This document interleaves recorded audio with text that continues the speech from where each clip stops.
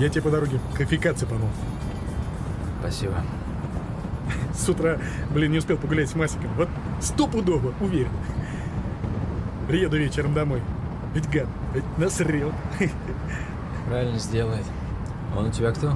Шпиц. Нет, хорошая порода, замечательная, но очень странная. Обычные собаки, они где гадят? Где-нибудь под столом, в углу. Но это же прямо по центру кровати. Как у него так получается, я не понимаю. Слушай, скажи спасибо, что не в душ, а? Как люди?